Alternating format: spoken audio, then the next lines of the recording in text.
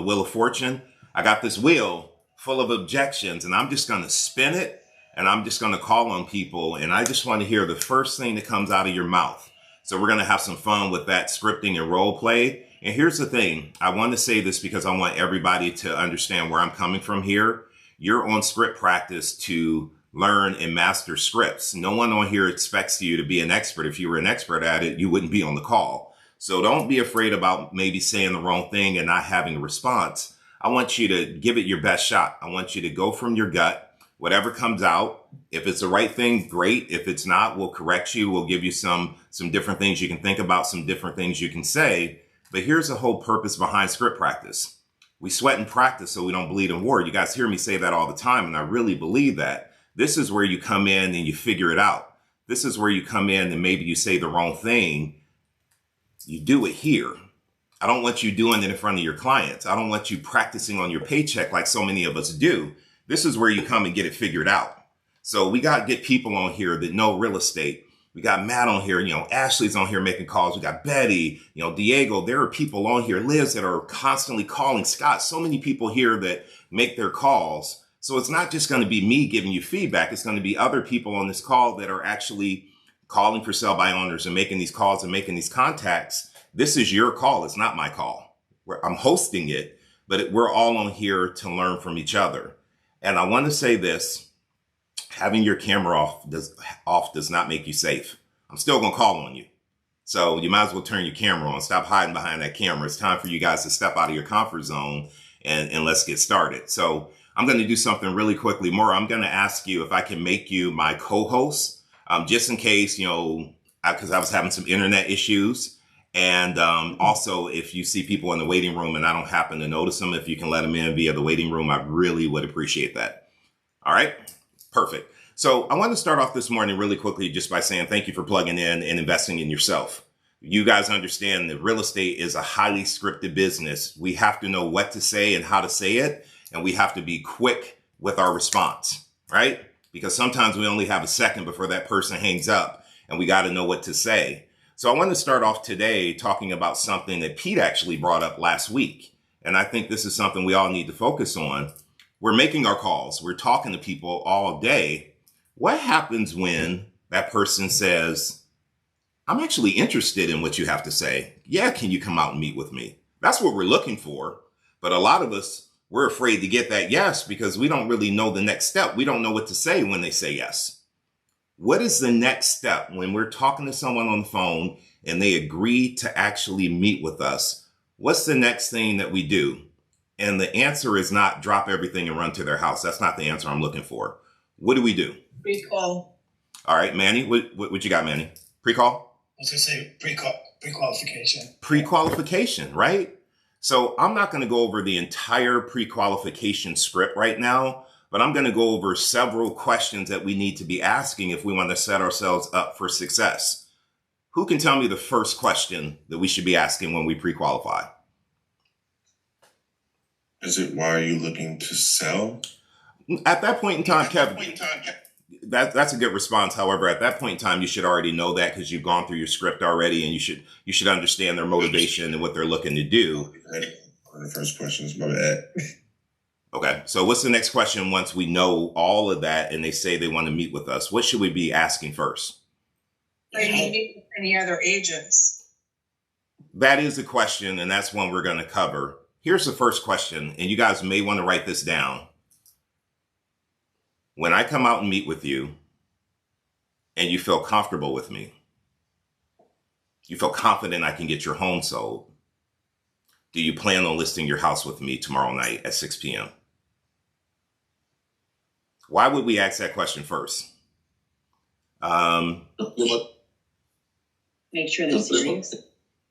Make sure they're serious. And what else? Diego, I'm going to try to figure out why you can't unmute. Let me do something on my end. We're going to be asking them that question because guess what's going to come up? Questions they have for us and objections they have for us. They're going to say things like, it depends on your commission, right? I'm meeting with other agents, so it depends on what they have to say. Why is it important for us to know that? So we can be prepared. Thank We you. can have our objection handlers ready. So I don't know about motivation. Or their motivation. And motivation is important too, but I think what Betty said is absolutely correct. The reason why we go through that first question is so that we know how to come up and be prepared.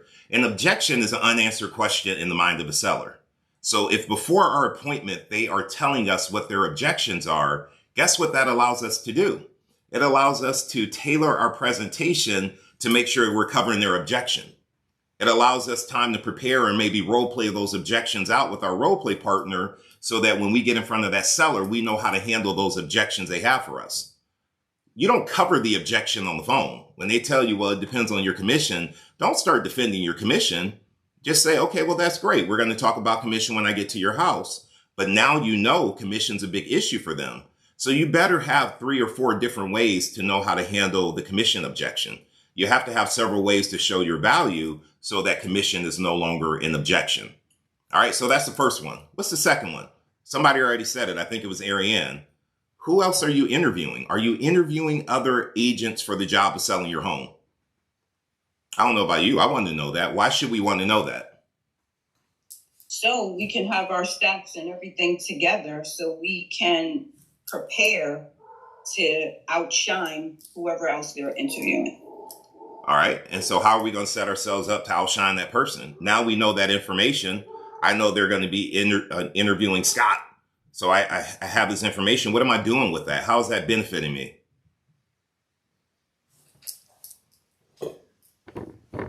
I'll wait. You can look at his stats. You can look at his stats and prepare your resume. If you don't have a lengthy resume, at least use your office and what they're doing and what they have listed. See, you guys hear what Shelly said? If you know who they're interviewing, what do? You look at their lore, language of real estate. What's their list price, sales price ratio? How many days on the market? Look at their stats. See how you compare.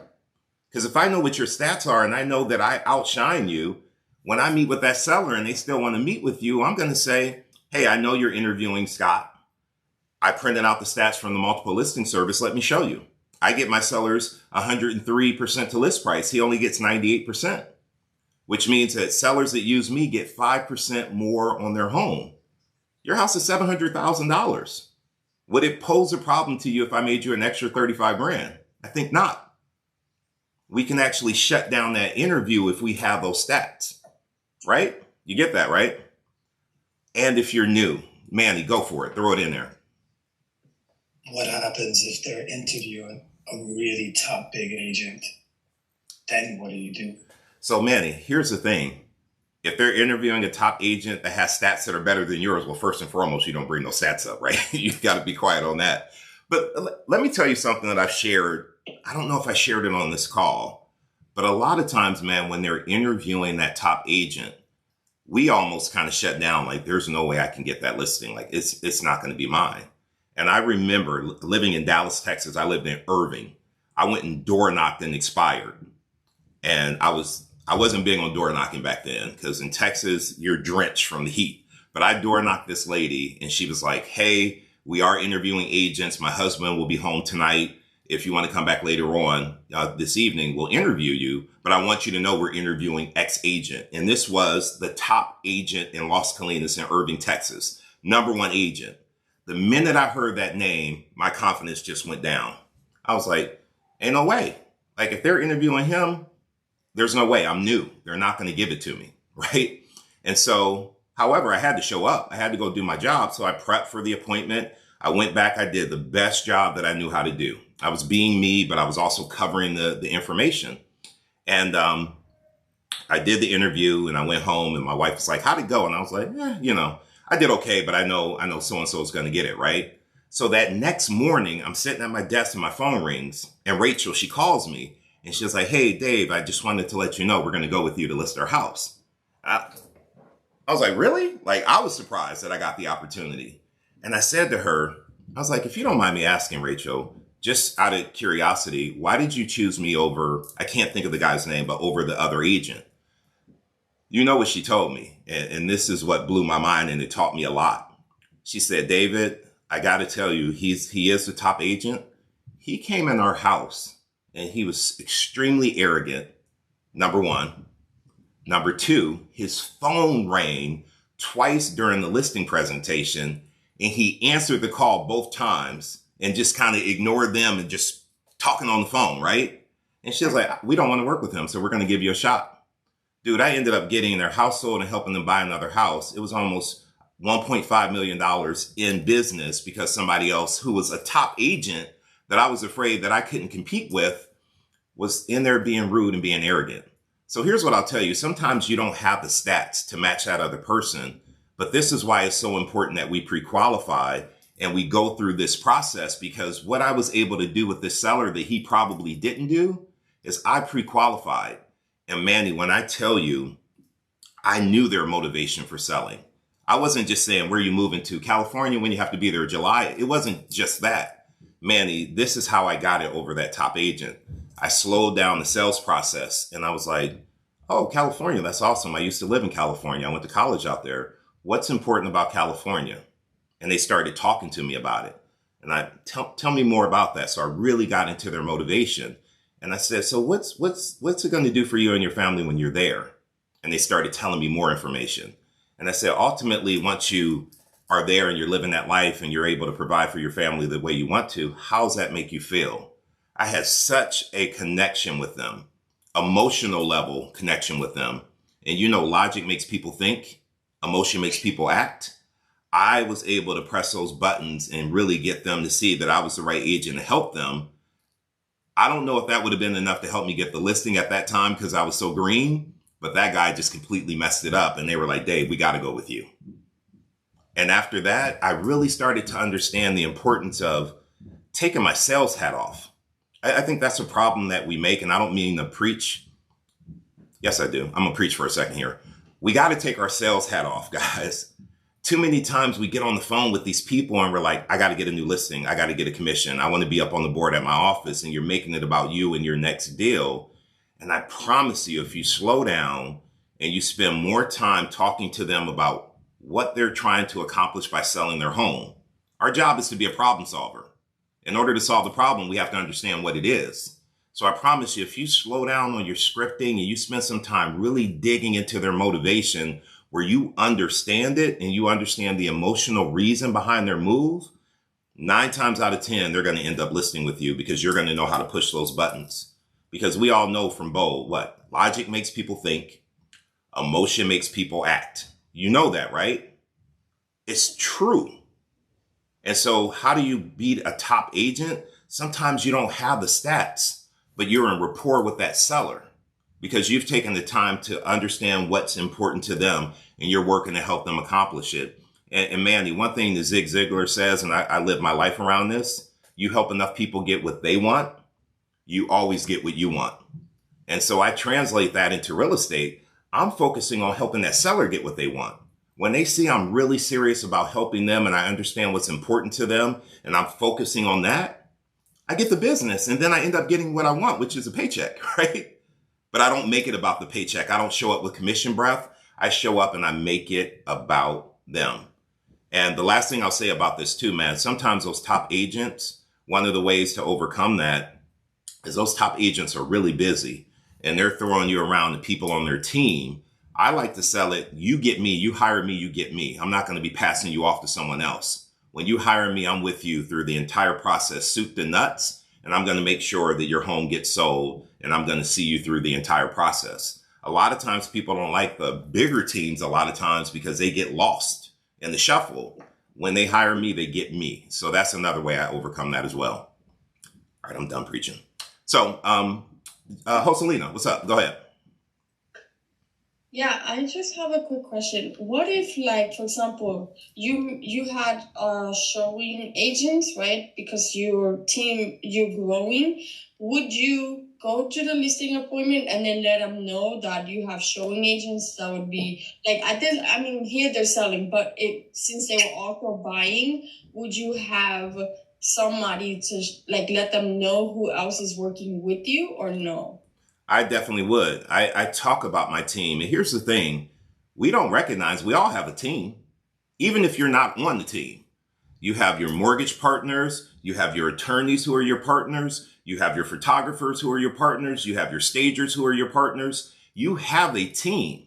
And so I always went in and talked about my team and what they did for me. I wasn't on the team. I didn't have buyer's agents and showing assistants, but I had transaction coordinators and all these people behind the scenes helping me land that listing and get that listing up. And so I always talked about my team, but I also made sure that they knew that they were dealing directly with me. I'm not handing them off to someone else. They're hiring me. I'm with them throughout the entire process. This is just my support team to help me get it going, if that makes sense. Really quickly, I saw Al put something in the chat. He's trying to get his TikTok up, probably trying to get to 1,000 so he can go live. I get that. I think you guys should all share, if you choose to share your information, because we have agents here from all over the country. This is how you build your referral network. So if you guys want to throw in your TikTok handle or your IG handle, just let us know which one it is. Hey, here's my IG, and throw it in the chat. Why don't we follow each other and support each other? So if you guys are open to that, please go ahead and put that in the chat. All right, so really quickly, I want to pause for a second because I feel like I've been running my mouth for 15 minutes. Those two questions I brought up, any questions around that? Any clarity you guys need around those first two? Liz, go ahead. I have a question. Last night, obviously, I had a listing appointment. I did the pre-qual. I asked, are you willing to, when I come by, are there any questions that you have, or are you kind of just confident that to give me the listing? I kind of just, I texted him, right? And because he was at work. The answer was, well, if the number is right and I can figure out what I do with the tenants, then we can move forward. I did a mistake. I didn't ask him by when, right? Right. What was his time frame? By when kind of just he wanted to look to get. His answer was, I need to make sure that I sell, and it has to be enough for me to kind of just. I just didn't hit. What were questions that I should have asked or that I can ask moving forward? Because I'm doing a follow-up today to move forward. And what didn't I hit? Because I can't. So I didn't leave with the listing, right? Liz, can I coach you around this? Can I coach you around this? And I'm gonna be a little tough on you because I know you already know, but I'm being tough on you for everybody else as well. Maybe I had a rough day, so please be easy. You know what happened to me. I know you had a crazy day. I'll give you some grace. I'll be a little easier. My mind was not. I know. But here's the thing. We all got shit going on. And sometimes the people call us back at the wrong time when things are going crazy, right? They never call us back when we're sitting at our desk. We were talking about this the other day. They call us when we're grocery shopping. They're calling us when we're picking our kids up, or we got the dog outside, we're cleaning poop up. That's when they call us back. And so what I will say to you, and you said, maybe I missed this question. Guys, if you're not doing this one thing, you're doing yourself a disservice, because you need your script with you every single time. You never know when these people are going to call you back. So I don't want to hear like, I forgot to ask this question.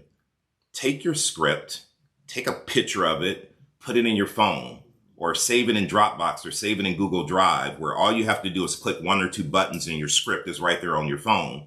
In this day and age with technology, there's no reason why we shouldn't have our script in front of us. We shouldn't be forgetting the questions to ask, because we should have them. We got too much going on in our head. We can't just keep it up there. Keep your script in front of you. And when those people call you, if you're driving, pull over, pull your script up and start talking to them, and make sure that you hit every single question. Liz, this is the thing that saved me, because they would call me back when I didn't have my scripts in front of me. So the only way I can handle it is if I had a backup. So again, the best way to do it, in my opinion, is Dropbox or Google Drive. And that way you can just have a folder of scripts. You hit a button, all your scripts are right there. And all you have to do, FSBO script, pre-qualification, you hit it, and your questions are right in front of you. Because there are going to be times when you're forgetting to ask, what's up with the balloons? What's that, Liz? I don't know. I having some features that. Okay, a bunch of balloons just popped up. I didn't know if I said something that was like really on point and you were giving me balloons. I wasn't sure what it was. Okay. Some feature that I haven't taken off, and I don't know how to take off. But well, I guess what threw me off, David, was that there's no motive. He's not trying to sell to move anywhere, and it kind of just having that script always going on in my head. Basically, once we hit motivation, he was trying to sell to actually buy somewhere else. He has a few properties that he's trying to sell. But hold on, you said there's no motivation. The motivation is, Well- tell me about this property that you're trying to buy. Tell me a little bit more about that. Is there a timeline? Yeah, that's the timeline. That's what I miss. If you're able to sell this property and buy this new property, what's that mean for you financially? Oh, I get to double my take every month. What would that do for you if you're making twice as much money on this next rental? What would that do for you? What's going to free me up to buy more property? Whatever it is, you got to dig into the motivation a little bit more, because we can't motivate anybody, Liz. However, what I was told years ago is that we can motivate them by asking the right questions and like taking them down the road of, when I sell this, what's going to happen? What's that going to end up doing for me? What am I going to be able to accomplish by selling the home? If you ask enough questions and you take the time to listen, and that's the hardest part for all of us. We're so quick to talk. We're not really listening. And when people start opening up, we jump to the next question because we feel like we got to get through the script before they hang up. But understand, if they're talking, they're engaged. Don't shut them off. Mm-hmm. Learn to say things like, tell me more about that. That's interesting. Tell me a little bit more about that. Get them to open up so that you can understand what their motivation is. So Liz, I would tell you to call him back and don't even make it about an appointment. Make it about what happens when he sells his house. Talk to him about what he's buying and what he's looking to accomplish and why that's important. Understand that, and you'll have a better opportunity to get him to list the house with you.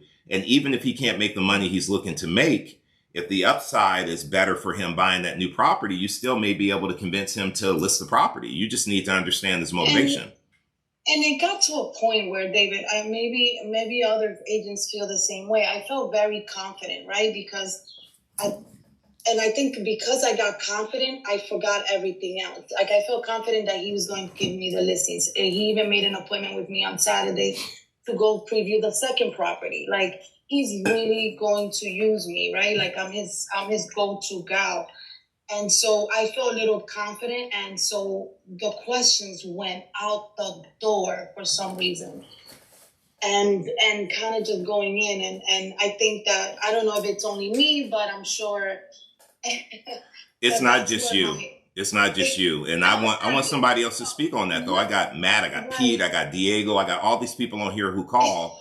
You guys, Matt, chime in here. You feel what she's talking about? Give it to us. Yeah. So, Liz, you have a ton of excited energy, right? We don't use the word nervous, we use the word excited, right? And so, regardless of whatever's going on in our personal lives, like, we know when the phone rings, it's a potential for income. Yes?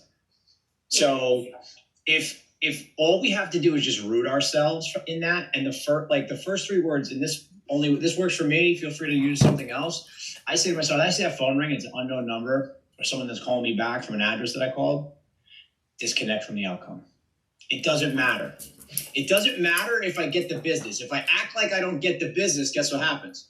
I get the business. So don't think about the questions. I said this to my partner, my script partner the other night. Remember, we're only having a conversation. All I have to do is just listen to what you're saying. If you're telling me, like, I'm listening to you talk back and forth with David, when I said the same thing. You said there's no motivation. I said, where are you going? Why would you even be considering selling a home in the first place if there was absolutely no motivation? My man. Let's figure out why. Right? So just don't be nervous. Step into your power. Like, I've heard you talk before. I've heard you, the way you've expressed yourself. You go through the script practice. You're in push. I've been around you. Like, you have energy. Like, compartmentalize the crap that's going on in your life. Disconnect from the outcome. Go execute. And next time you jump on the call, like, slap us in the face with that listing agreement. Damn straight. Damn straight. That's what I'm talking about. I love that. All right, so I want to end this, and I want to just say two more things for pre-qualifying that we need to focus on. Will all decision makers be at the appointment? Why are we asking that question, and why is that so important? Because you don't want to go out to, meet the person, do the preview and everything, and they love everything. Then they hit you with, oh, well, yeah, my sister is also on the deed, so I'm gonna have to talk to my sister, and then I'll get back to you. Absolutely. Do everything in your power to leave that appointment preview with the listing agreement signed, because you don't want them to have, you know, a chance to talk and somebody to talk them out of it. And then also too, they may not explain everything to Yes. the next decision maker the same way that you presented it to them during the presentation. You were breaking up a little bit, but I heard the last part you said, and Will all the decision makers be there? you're absolutely right. And that's exactly why we do it, because if you don't have both decision makers, you're not going to get the paperwork signed. They're always going to say, I have to talk to so-and-so. If you want to walk out of that house and have it signed, they need to be there, or they need to be on Zoom, or they need to be on the conference call, but they need to hear your presentation. So that's the other question. And lastly, when you have the time set, we're meeting Wednesday at 6 p.m. How many of you guys set up listing appointments with people and then you show up at their house Wednesday at 6 p.m. and they're not there? Or they call and cancel? It happens all the time. So the most important question is there anything you can think of in your personal or professional life that would keep our meeting on Wednesday at 6 p.m. from happening? The reason we ask that, I mean, just think about how you guys operate as real estate agents. You guys make commitments all the time and then look at your calendar and realize you double booked yourself. People do it all the time. Give them a reason to pull their calendar up and make sure they're not double booking, and that you have a clear opportunity to get to their house and meet them. And when you have them do that double check, they're really recommitting themselves to the appointment. And if something comes up and they can't meet with you, you can always reschedule it. I hope that makes sense. All right. Can you repeat the question again so I can put it in my notes? Yeah, for sure. Is there any reason in your personal or professional life that could keep our meeting from happening Wednesday at 6 p.m.? All right, thank you. You're welcome. That just causes them to pull up their calendar and just take a look. All right. So you guys ready to have some fun? Can I just say one more thing? Of course, Betty, go for it. Can I just add one more thing? Go ahead. I was going to say, I always get everybody's email address, and I set a calendar invite for us. So it comes up in their calendar, right? Yes. It's going to alert them 30 minutes before. So in the event, because we have no gas to waste, in the event they need to cancel or whatever, it is going to pop up to let them know. And I take it a step further. I confirm the night before and also the next day, because I don't want to waste my time. Okay, so I'm going to make a recommendation based off what Betty said. Make that a standard in your business that when you book an appointment, I don't care if it's a preview, a listing appointment, a buyer consultation, Yes. You create a calendar invite and email it to them. And learn how to set up your calendar invites where it gives them a notification an hour before the meeting and also 15 or 10 minutes before the meeting, right? If you want to ensure that these people are going to be there and plugged in, set the appointment like Betty said, but also set up notifications that remind you and remind them that that meeting is happening. Yes. All right. Last person before we get And into let me our... just say this last thing. One more I do thing. that with I'm sorry. Go ahead. No, Sorry. I do that with everything. Listing appointments, showings, whatever, anything. Everybody knows that. Can I have your email address so I can set it up? Okay, now I'm shutting up. I love it. I'm going to give Ashley the final word. Then we're going into a game that actually Ashley recommended. So Ashley, go ahead. No, that's exactly what I wanted to just say, something that Betty was talking about. Once I started doing that, not only has people's commitment to the appointments or whatever it is have changed, also they have to say if they're going or not. And they've been more mindful of my time, that they will call me like 48 hours or 24 hours before, like, hey, I know we have this on the calendar. They're way more mindful when you actually send them that and they have to go, yes, no, I'm going. For some reason, it just works much better. So that is...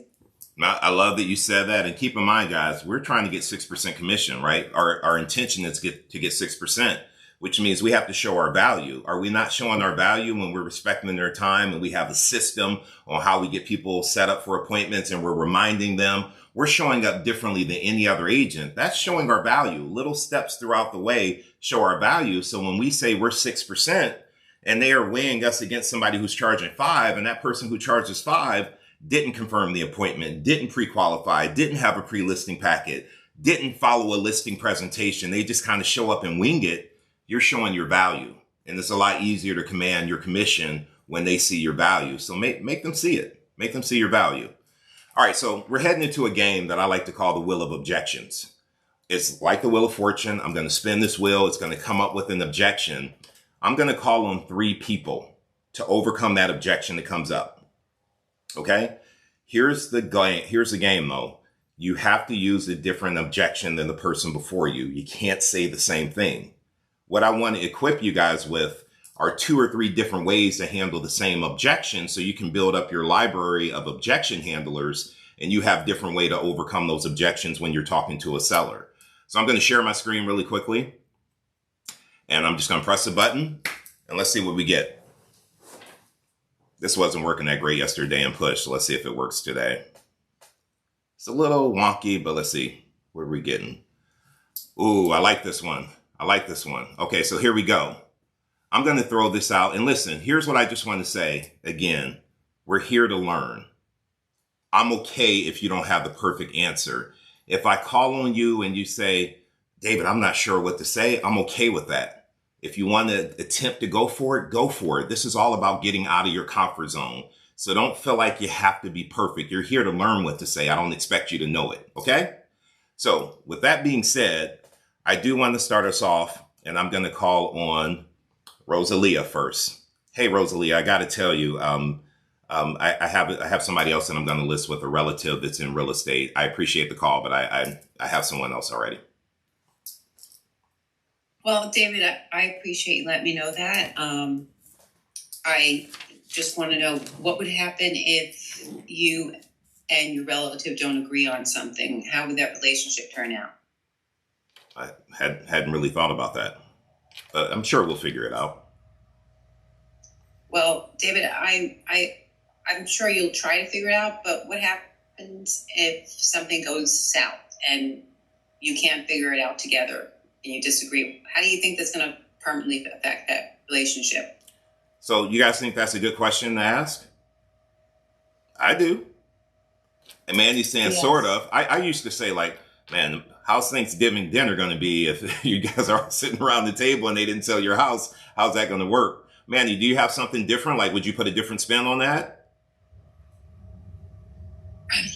No, but I feel like the seller could take it a different way, maybe get offended about that question. I don't know if that's the way I would go about it, but now putting me on the spot, I don't know if I would have a better objection handler to that question. But I think what you said is relevant. Like, potentially they could get offended. I think it's all about the way you handle it, right? Oh, you have a relative in real estate. I mean, we all do, right? The question I have is, what happens if you hire them and they don't do the job?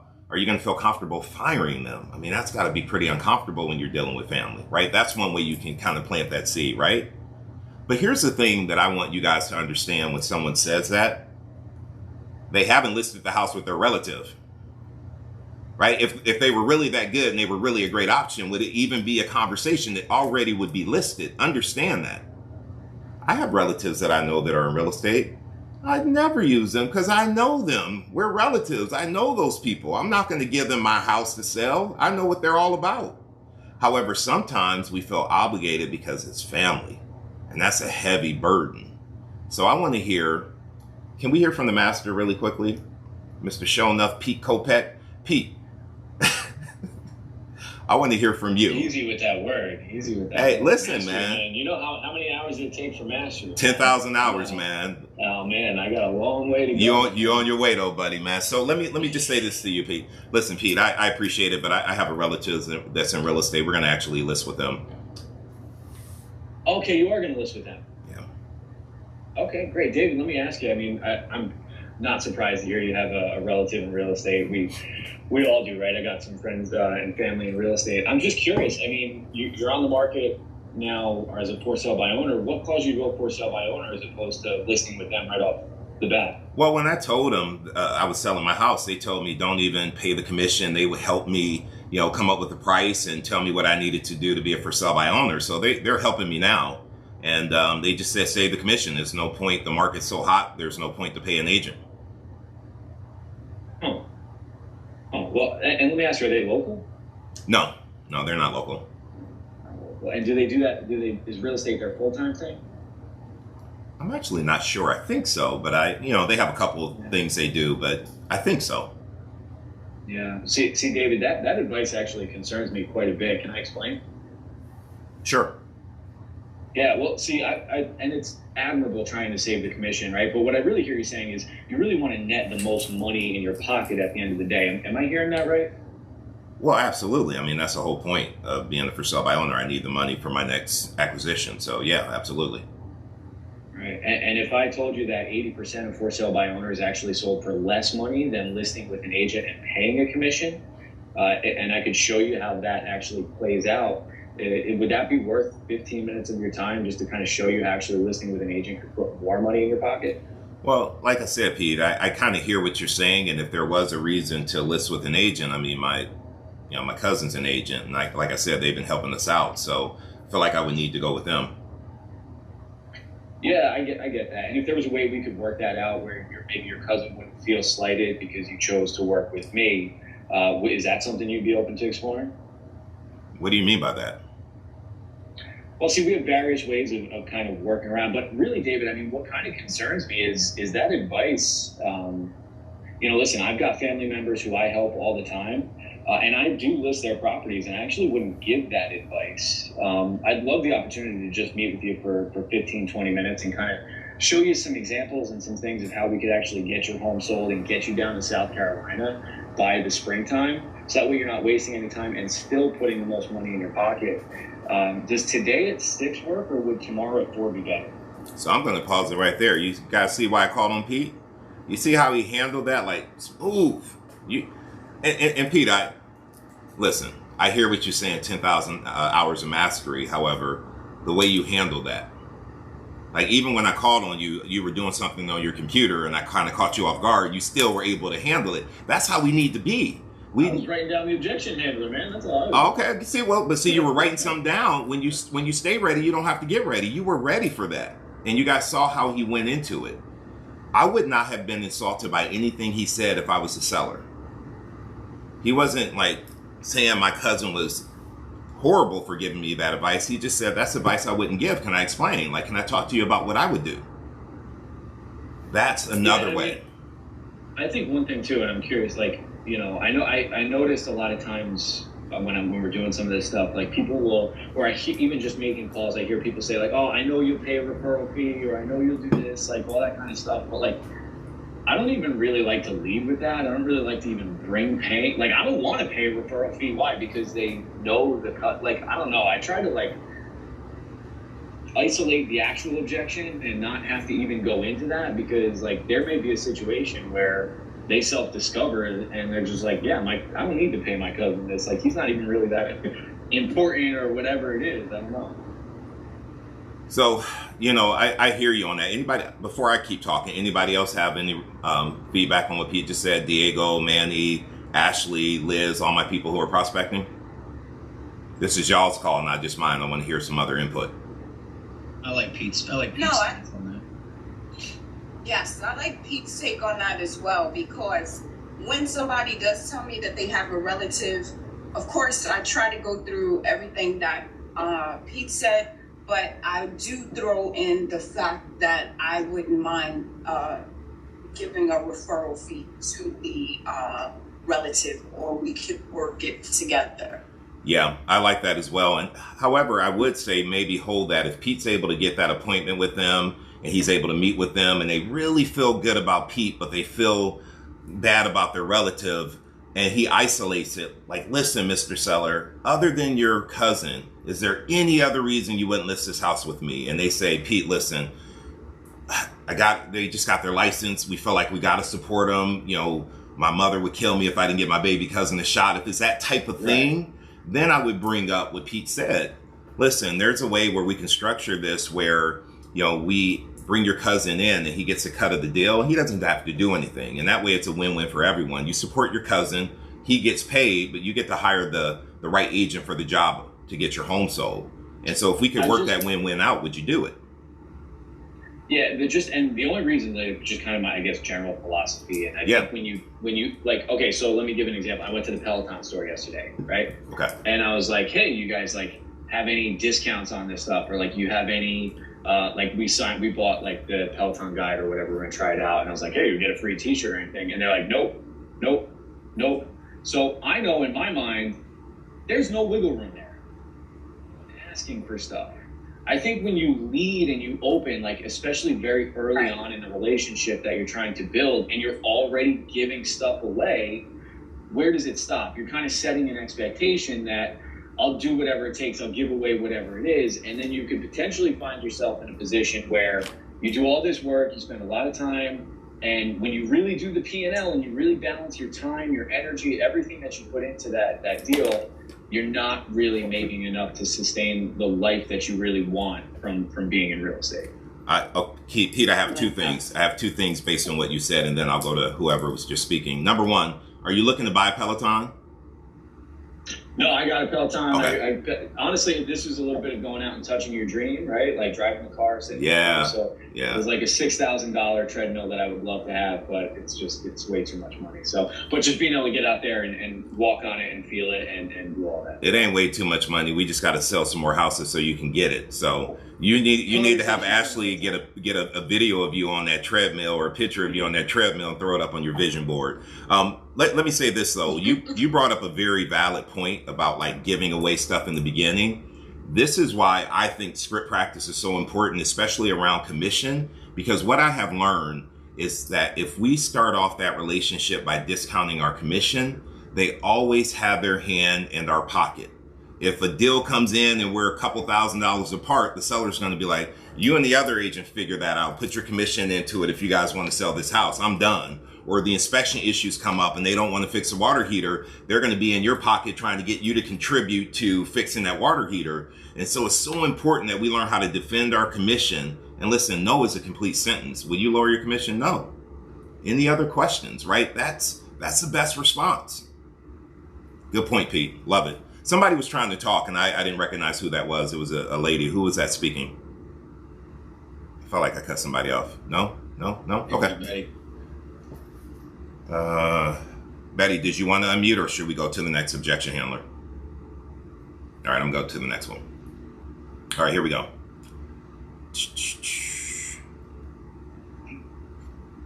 All right. I don't know why this thing is spinning like this. It's supposed to go really fast. Bear with me, guys. It's painful. Listen, thanks for calling. Yeah, we decided that we're no longer selling our house. We took it off the market. Thank you for your call. I want to give that one to Corey. We're no longer selling our house, man. I appreciate the call. Thank you. Oh, okay. Thanks for letting me know. What changed from when you were thinking about selling it to now? I mean, listen, we had it on the market. We didn't get any offers that made sense for us in the last 2 months, and it's just time to take it off. We're going to reset and figure things out later on. Okay. Well, can you tell me a little bit more about, the type of offer that would make sense for you? I mean, we had it on the market for $500,000. That's what we want. That's our number. Okay. Question for you. So, have you ever seen an auction, and do you know how auctions work? I mean, sure. Yeah, I watch Antique Roadshow. I love auctions. Yeah, I'm familiar. All right. One of the strategies that we've been using recently to sell homes is kind of like that auction strategy. You place a price on a property to kind of, a lower price than you necessarily want, but you get all the attention on it, as much attention as possible, and that helps drive the price up to hopefully get, a number closer to what you're looking for.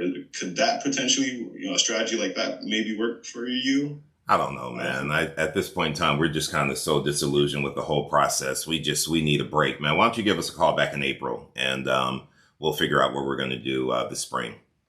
You know what? How about this? Because I'm very confident we could get you an offer that would make sense for you.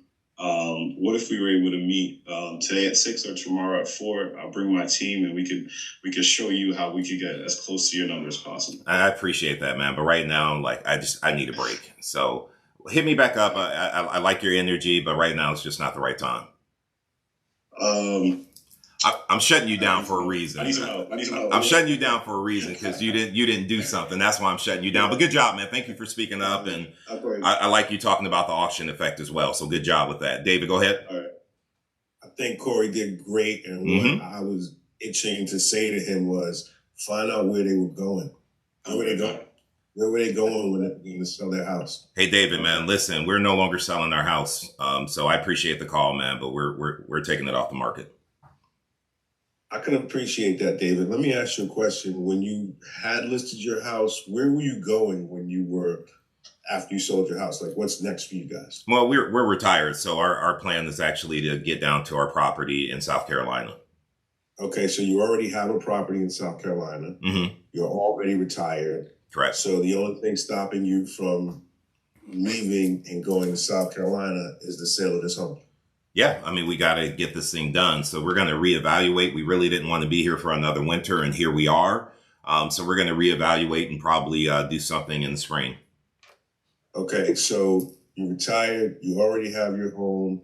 And what did you say? I'm sorry, David. I missed the last part. You said you didn't want to spend another winter. Yeah, and we're here. It's wintertime, man. So. Right. Yeah. Okay. Well, I can appreciate that, man. Who wants to be up here in the winter when you have a warm, cozy home in South Carolina? David, if I could take 15 minutes of your time and show you how. Can I pause you? Yes. Because, man, I was like, yes, David's getting it. He's about to get it. You skipped something. What did he skip? Good job, by the way, David, but he skipped something. So maybe he skipped the part that he said, if I can get you there, let's say within the next 60 days, and I can make that happen for you, would that be okay with you? Listen, What would getting down to South Carolina do for you?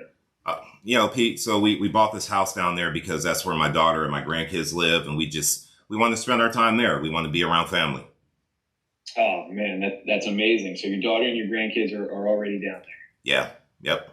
Wow, that's exciting. How many grandkids you got? Three girls, 3 granddaughters. Oh, 3 girls. Oh my gosh, that's gotta be exciting. They're still young, or they're getting older? All under 10.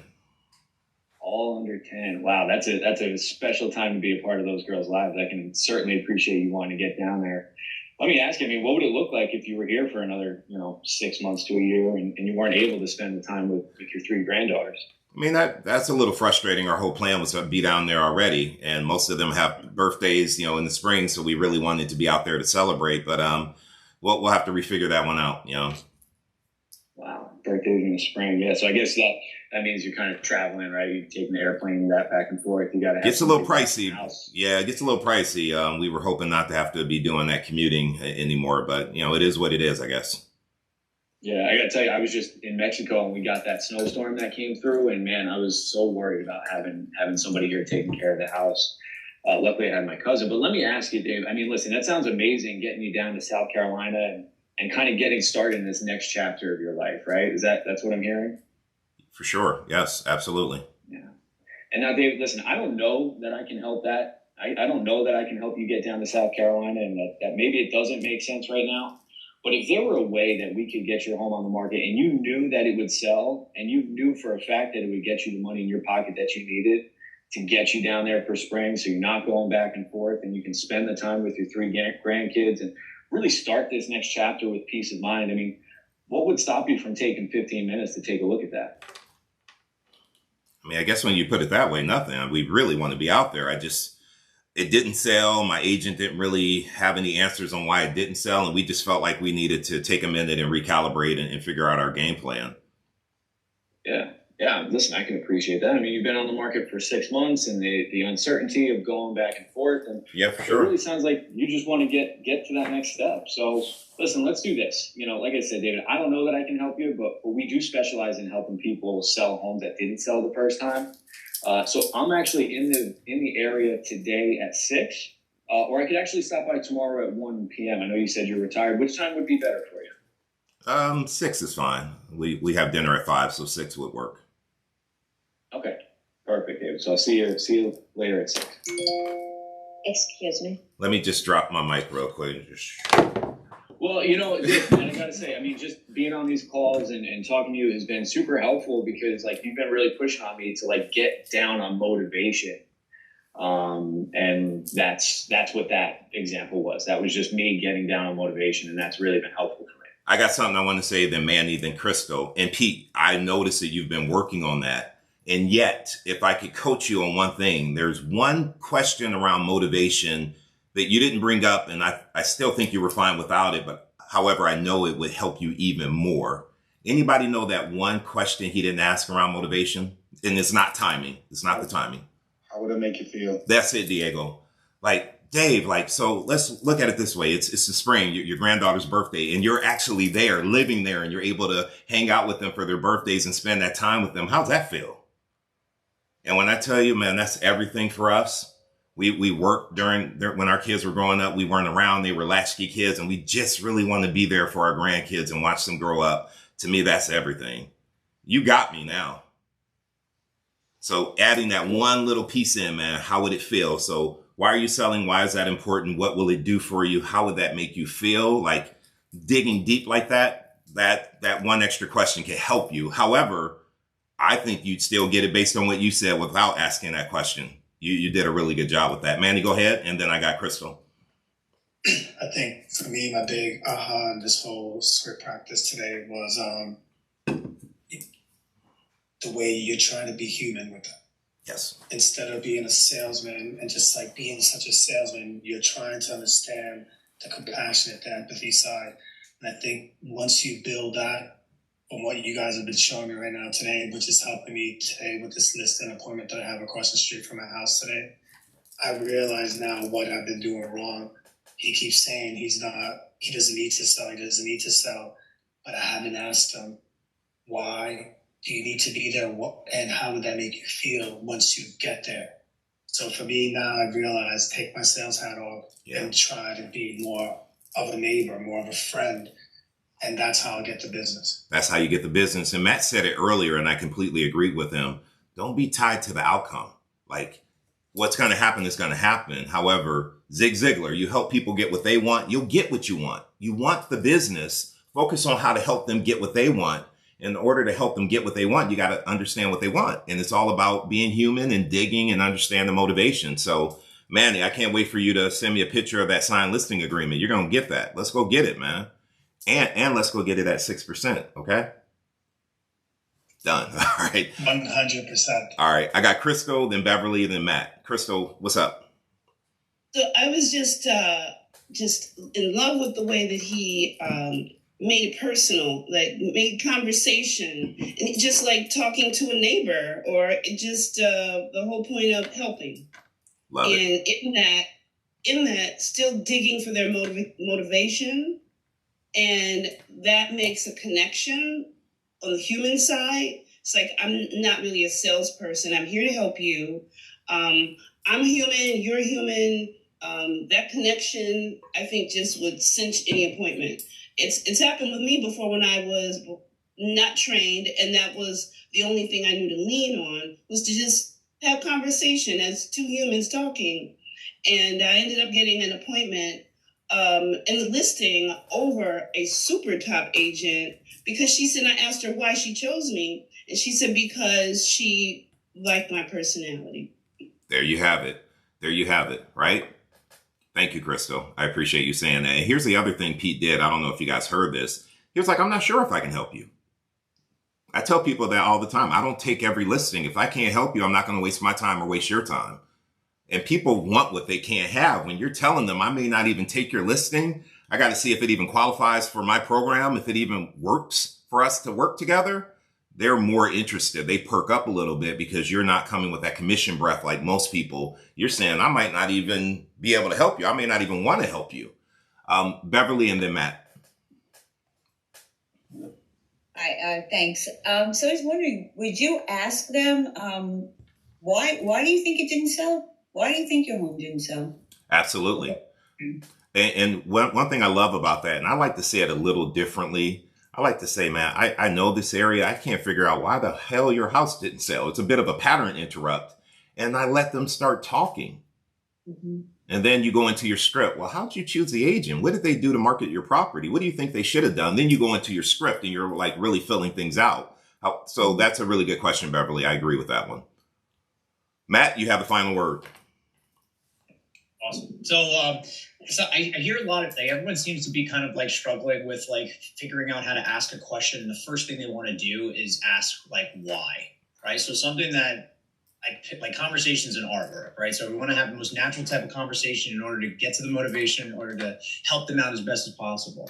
Try to ask all of your questions in a Socratic style. And Pete was doing that. So what you want to do is, you ever heard the phrase who, what, where, when, and why? Well, you leave why at the end because it can sometimes come off as argumentative. So we want to try to use what and how based questions in order to get the other person talking, so now you can listen, right? So I wouldn't say to the effect of what, like, I'll use Beverly's example for instance, like, why do you think your home didn't sell?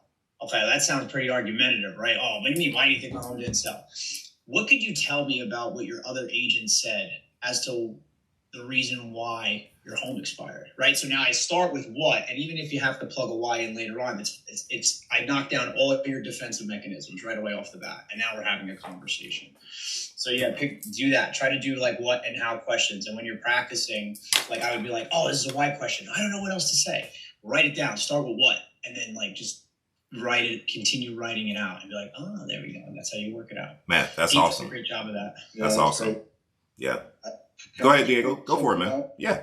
I just want to point something out to everybody here, including myself, that I'm not doing right now. And every time I see Pete on the call, I know he's doing it.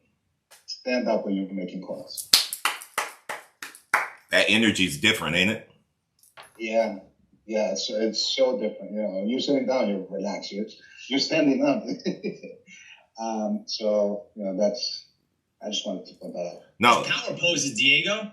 They talk about that, power posing. Yep. You stand at the table, you open your jacket up, you stand at the end, you put your hands on your hips. That's a power pose. Yes, sir. You stand like that. You hand somebody a listing paperwork, and you put your hands on your paper and say, what do you want to do about this today?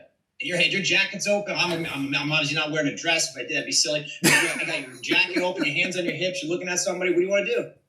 Now they're staring at you. You don't know what to do, and you're just there confident.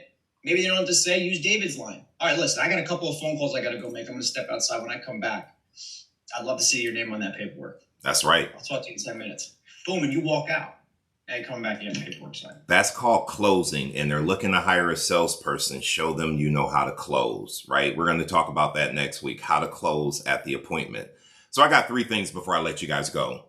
And I'm hoping when I let you guys go at 9:30, you hop on Ashley's call where you do live lead gen on Zoom. And so if Ashley could share her link in the chat and you guys want to be around great agents that are prospecting and making calls, you can join her call. So here are the 3 things. I'm trusting that you guys got value from today because we still have all 52 of you on the call for an hour. So that means you're getting value. I have a goal of seeing this call get up to 100 people. In order for that to happen, if all of you would just invite one person to join next week, we'll hit it.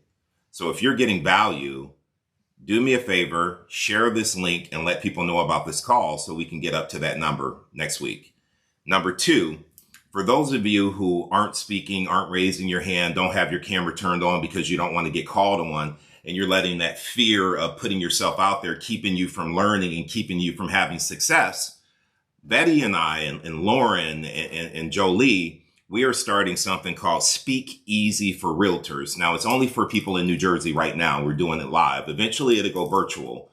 However, if that's something you want to work on, we're going to be starting this on February 17th. I'm putting the link in the chat so that you can sign up for it. And here's what I have to say. Here's a question for you guys. You can just kind of raise your real hand. Do you think I do a pretty good job, teaching and speaking and running meetings? You think I do a decent job at that? I'm here because I went through Toastmasters. I had a tremendous fear of public speaking, and without Toastmasters, Push wouldn't exist. This call wouldn't exist. The Morning Mindset call wouldn't exist because I kept getting in my own way because I let that fear keep me on the sidelines. If you guys want to get to a point where you feel comfortable presenting and talking, join us. Invest in yourself. We're going to be doing this live, and it's going to be a great experience. And I'm a living testament of what that can do for you if you really work on honing your skills when it comes to public speaking. So I want to pour into you. Betty wants to pour into you. Lauren and Jolie, we want to pour into you, but we also want to get better too. We're not where we want to be. So it's also helping us. So I hope that you guys will join us. The link is in the chat where you guys can actually sign up. Our first 2 classes will be in Montclair. The next 2 will be in Ridgewood, just so you guys know. And then lastly, I'm ending the call with a challenge for all of you guys. 5 questions, and just write these down. Number 1, why are you selling the house? That's number 1. Why are you selling the house? Number 2, why is that important to you? Why is that important to you?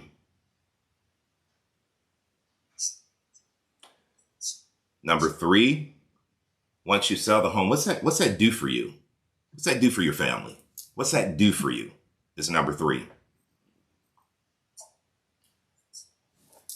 Number 4, we're storytelling. We're getting them, okay, so we get this home sold. Now you're living in South Carolina and you're around your grandchildren. We're painting this picture, right? How does that make you feel when you're actually living that life, when you've actually made that move, when you're actually at that place? How does that make you feel? And then lastly, what's your time frame? So here's the thing I want to say. When you're asking these questions and people are talking to you and they're sharing, don't be so quick to rush to the next question. Be a human, have a conversation. Tell me a little bit more about that. Why is that important? Oh, that's interesting. Tell me some more. Like, get them to start talking with you. And I promise you, you will get the opportunity. So here's what I want you to do. A lead that you have, we all have at least one lead, one buyer, one seller that we know is probably ready to list or buy a house. And we don't know this information. We don't really understand their motivation. I challenge everybody on this call to call that seller, call that buyer, and have that conversation with them. Go through those 5 questions. And you can start it off by saying, hey, I know we've been talking about selling your home. I really realize I don't understand why you're looking to sell right now. Why are you selling? Why is that important to you? Just go into your script and see where that conversation leads you. Once you know their motivation, then the close is, Diego, if I can help you get to South Carolina and you're there to celebrate your grandkid's birthday and you're still not here in Jersey, but we got this chapter closed, I'm sure you would meet with me for 15 minutes so I can show you how I could do that, right? Close for the opportunity and then go get the listing. So can I ask a question? Who's not going to do this right now? Just put me in the chat so I don't even bother you later on. Just say, David, I hear you. I got the 5 questions. I ain't doing that shit. Just put me in the chat if you're not going to do it. Matt, don't mess with me. All right. That's what I expected. Do it. You guys hungry right now? I'm going to share, when I send out the recording of this video, I'm going to send out a podcast that I listened to from Ed Milet. And he was talking about, we got to go back to that point when we were hungry, when we were desperate. He was talking this morning and he was saying, imagine if you were at work and your kid got into an accident and they were at the hospital and you had to get to them. You'd be desperate, right? And you went out to your car, you didn't have gas in your car. You couldn't even drive your car. You would probably carjack somebody to get to your kids. You would do anything that you had to do to get to your kid, no matter what. He said, that's how we have to wake up. We got to be desperate, got to get that hunger back. Right. I remember what it was like when I was hungry. I would do anything. I was hustling. I talked about this last night with Matt. I was slinging blow pops when I was a kid at school so I could get the stuff I wanted. I wanted that Raider starter jacket. I was cutting grass and raking leaves and shoveling snow. I was hungry. Blow pops. Blow pops, girl. 10 cents and I was selling them for 25. I was balling back in the day. You don't even know. Awesome. But seriously though, think about this. Like, you guys say you want it, but you show up every day and you're like, man, I could eat. I'm okay. Find that hunger. What are you hungry for? If you are really determined, you can figure it out and you can make it happen. So dig into that. Tap into what you're hungry for, what your big why is, your motivation, your $6,000 Peloton treadmill, whatever it is you want, and go figure out a way to get it. Because the business is there. Don't tell me there ain't no listing opportunities, because I see listings going up every single day. The reason why you aren't getting them is because you haven't started doing the work you need to do to go after them. You got to pick up that phone. You got to have these conversations.